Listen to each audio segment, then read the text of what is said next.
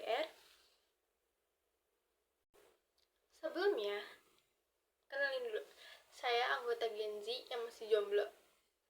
Tunggu dulu, tapi kita bakal jadi bikin album kok. Hahaha, bercanda. Oh iya, saya sebagai pengguna sosial media kadang suka ngeliat postingan teman-teman saya di Instagram. Kayak memposting lagi makan nasi goreng, makan pizza, dan lain-lain. Dan juga lagi menikmati kopi. Maksud saya, apa sih yang ingin mereka katakan? Mungkin mereka ingin katakan kayak, hai, aku lagi makan nasi goreng, atau aku sedang menikmati kopi.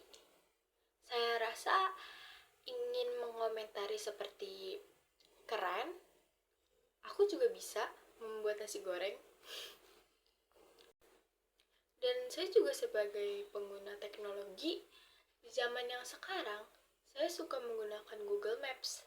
Tapi, kadang-kadang, saya suka bingung. Apa bedanya tujuan sama rumah? Karena bagi saya, tujuan dan rumah itu sama. Dan juga, Gen Z seperti saya itu butuh hiburan. Saya tuh kalau menghibur diri atau lagi boring, saya suka menonton YouTube. Tapi, saya tidak suka iklan. Karena saya pikir, iklannya lebih menyebalkan dibanding video YouTube yang cuma 2 menit dan iklannya 5 menit. Walaupun sering menyebalkan, di kehidupan sehari-hari, saya suka belanja online. Tapi, saya tidak suka menunggu. Apalagi menunggu pengiriman.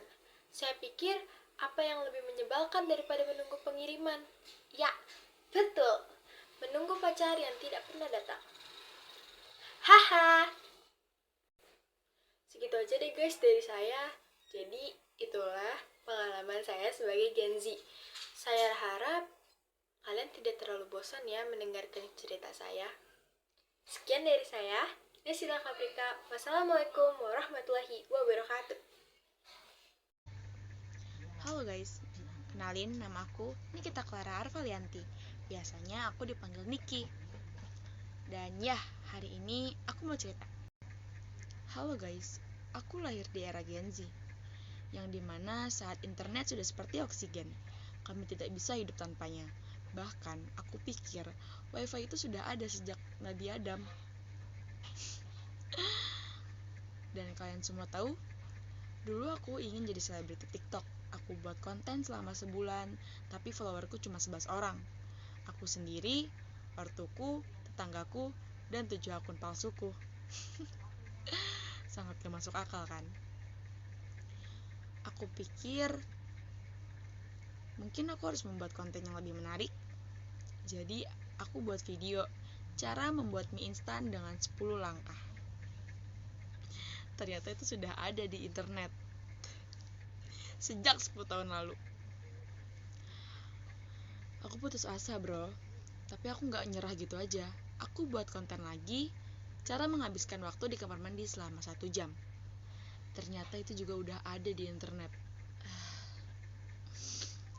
Habis itu, karena aku udah kehabisan ide, aku nanyalah sama temanku, apa yang harus aku lakukan? Habis itu, teman aku ngejawab, buat konten tentang kegagalanmu. Aku kepikiran dong. Jadi aku buat video cara gagal membuat konten viral. Dan itu viral. Bener-bener viral. Aku gak nyangka sampai situ. Dan ya, jadi aku memutuskan untuk menjadi komika. Setidaknya aku bisa membuat orang tertawa dengan cerita gagalku. Makasih untuk kalian semua. Ingat, kalau kamu ingin sukses, jangan lupa untuk gagal dulu. Terima kasih. Selamat malam semuanya, gimana kabarnya? Hari ini saya mau ngomongin sesuatu yang kita semua pasti punya, yaitu keluarga. Ya, keluarga. Keluarga itu lucu banget. Di depan orang luar kita kelihatan harmonis, saling sayang, tapi di rumah berantem cuma gara-gara remote TV. Ngomong-ngomong soal remote, kenapa ya di setiap keluarga remote TV tuh kayak benda hilang yang paling misterius, kan? Selalu nggak ada di tempatnya. Padahal terakhir kali kita pakai ada di meja, tiba-tiba besok udah di bawah sofa, ketindihan bantal, sama semut lagi piknik tuh di situ. Dan ini pasti relate.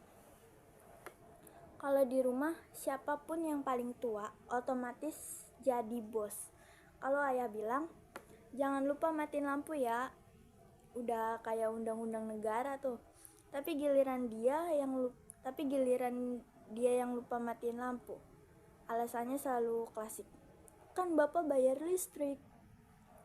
Belum lagi ibu itu punya bakat luar biasa, bisa ngomel sambil masak, kayak ada energi cadangan gitu. Lagi goreng tempe, ngomel, lihat tuh adik kamu bajunya ditaruh sembarangan. Pas lagi cuci piring ngomel lagi, udah gede kok masih minta uang jajan. Hebat ngomelnya, multitasking. Tapi ngomel ibu itu beda. Ngomelnya ibu sama bapak itu beda. Kalau bapak marah langsung tegas, beresin sekarang. Kalau ibu marah, dia pasti kasih kode aja, tiba-tiba suara piring keras, terus dia diem. Tapi tatapannya lebih serem dari ujian MTK. Terus ada saudara kandung. Ini bagian paling seru. Kalau lagi baik, mereka teman terbaik. Kalau lagi berantem, mereka kayak musuh bebuyutan. Berantem cuma gara-gara hal receh, misalnya rebutan kursi depan di mobil. Padahal kalau sama temen pasti bilang, gue duduk di belakang aja, santai. Ya, meskipun keluarga itu kadang ngeselin, mereka tetap orang yang paling sayang sama kita, ya kan? Jadi kalau kalian pulang malam nih, jangan lupa peluk mereka kalau nggak malu. Sekian, terima kasih, selamat malam. Selamat malam teman-teman. Gimana nih kabarnya? Sehat-sehat bukan? Semoga sehat-sehat saja ya.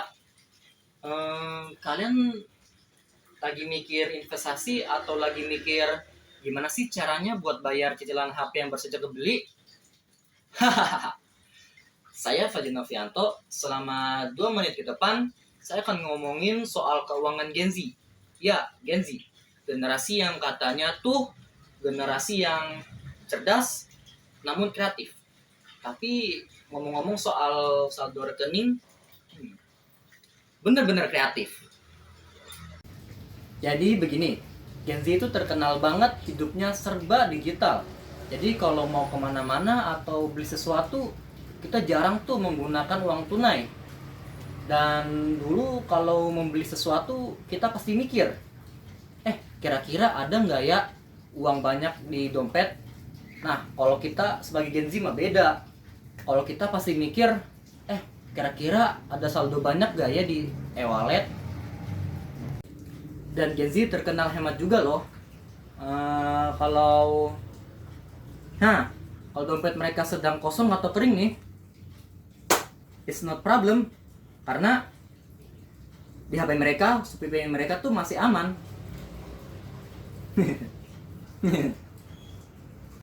Dan ngomong-ngomong soal investasi ya, orang tua kita dulu bilang, nah, kalau investasi itu di properti atau enggak di bank. Lah, kalau kita Gen Z mah beda. Justru kita investasikan ke cryptocurrency yang sebenarnya kita nggak tahu itu apa cryptocurrency sebenarnya. Yang jelas harganya selalu naik setiap saat. Intinya, keuangan Gen Z itu adalah campuran dari kerja keras, kebingungan, serta rasa takut. Rasa takut akan investasi yang gagal, rasa takut akan gagal bayar cicilan atau hutang, dan yang paling penting, takut nggak bisa membeli kopi 80 ribuan yang milik inisial TR itu. Tapi yang jelas, kita semua belajar. Jangan pernah berhenti berusaha. Karena tagihan cicilan pasti akan datang. Terima kasih teman-teman. Semoga dompetnya jangan bolong-bolong ya.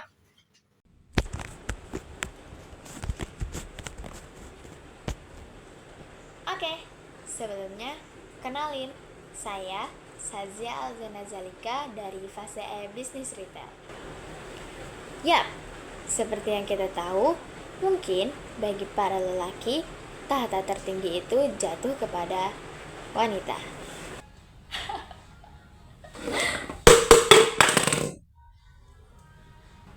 Nah kan, hati-hati dong makannya. Ya kamu lagian kenapa sih naruh gelas di sini?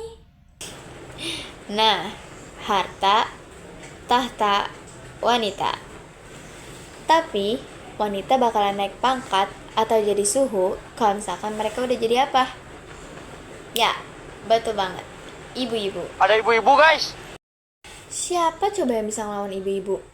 Ibu-ibu lawan sama bapak-bapak? Siapa yang bakal menang? Ya pasti ibu-ibu lah.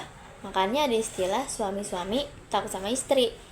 Tapi kalau misalkan ibu-ibu lawan sama ibu-ibu, siapa yang bakalan menang? Ya, yang menang dia yang berhasil mendapatkannya di sana.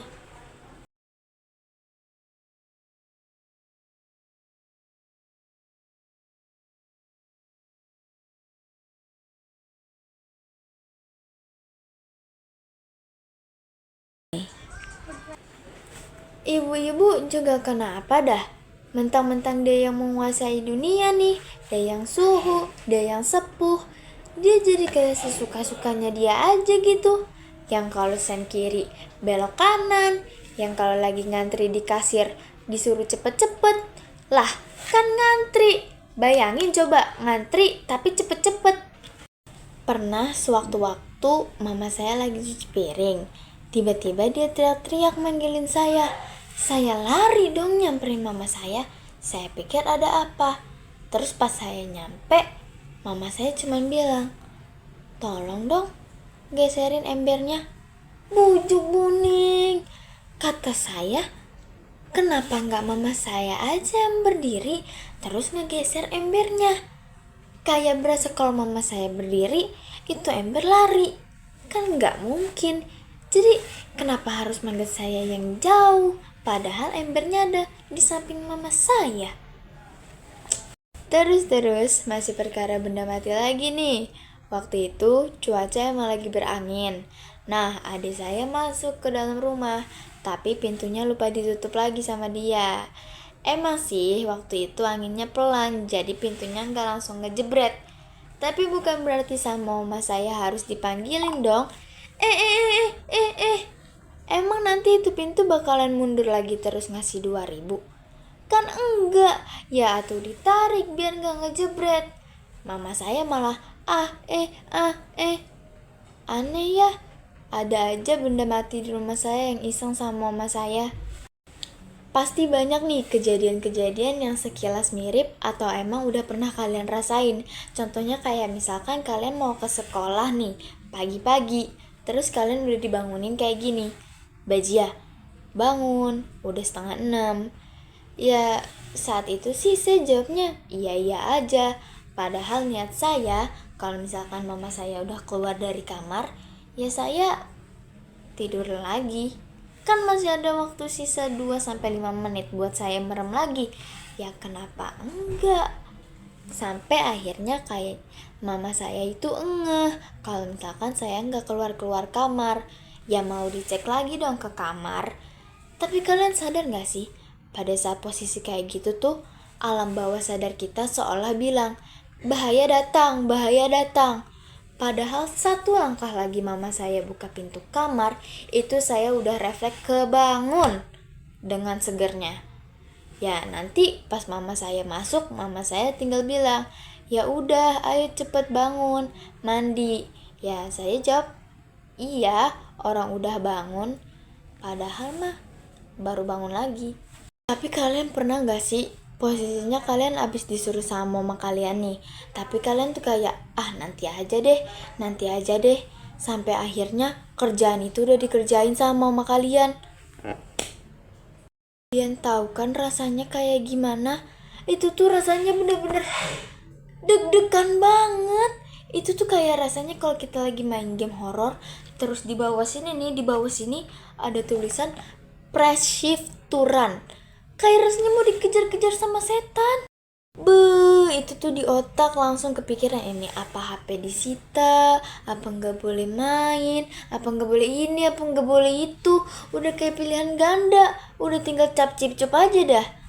Ya tapi gitu-gitu, itu tuh hal-hal yang kalau misalkan nanti kita udah besar, kita udah gede, atau kita nih sebagai wanita yang akan meneruskan tahtanya menjadi ibu-ibu, ya itulah semua hal atau momen-momen yang pasti kita pengen rasain lagi. Ya jadi menurut saya kita nikmatin aja lah dulu hal-hal dan momen-momen itu, dimana kalau misalkan kita dibangunin tidur lagi, disuruh entar-entaran, ya pokoknya semua hal tadi lah. Ya pokoknya dari cerita-cerita saya semoga bisa diambil hal positifnya ya. Baik, saya Saja Zena Zalika. Sekian cerita yang bisa saya sampaikan. Semoga mama saya bisa menghibur kalian semua. Dadah. Assalamualaikum warahmatullahi wabarakatuh. Halo semuanya, saya itu Genzi loh. Sebelumnya perkenalkan, nama saya di Bandar Kala. Gimana kabar kalian? Kalau misalnya jawab jangan lupa bilang baik ya. Dan tambahin disclaimernya, tapi capek aja. Itu ciri khas Genzi kan. Hidup itu kayak paradoks. Kita suka ngomel, aduh bosan banget di rumah. Tapi begitu diajak keluar, bilangnya, duh males panas. Ngomong-ngomong, siapa nih yang di sini suka overthinking? Gen Z itu rajanya overthinking. Ketika orang tanya, kamu mau makan apa? Pasti kita langsung stres. Aduh, kalau aku pilih ayam goreng, jangan-jangan dia lebih suka sate. Tapi kalau aku pilih sate, dia mikir aku gak peduli sama kolesterolnya. Endingnya makan Indomie di kosan. Belum lagi kita tuh generasi multitasking. Gue sering buka laptop, bilang ke diri sendiri, ayo ngerjain tugas. Tapi 5 menit kemudian gue malah buka Shopee, beli barang-barang yang gak berguna. Terus nonton YouTube sambil kepikiran, gimana ya kalau bumi ini sebenarnya simulasi, produktif banget ya. Dan belanja online itu serunya absurd banget. Pernah nggak kalian beli barang cuman karena diskon? Gue pernah beli rak buku, padahal gue nggak punya buku. Pas barangnya nyampe, gue jadiin rak sepatu. Solusinya itu kan Gizi. Ya nggak sih teman-teman? Terakhir, Gen Z tuh unik. Kita suka hal-hal estetik, minum kopi harus di cafe shop, terus fotonya diunggah ke Instagram story sambil tulis self care dulu ya. Padahal stres kita tuh gara-gara bingung bayar kopi itu pakai duit makan malam. Jadi buat Gen Z di sini ingat, hidup itu emang absurd, tapi at least absurd ini bisa kita jadiin konten. Ya, terima kasih. Assalamualaikum warahmatullahi wabarakatuh.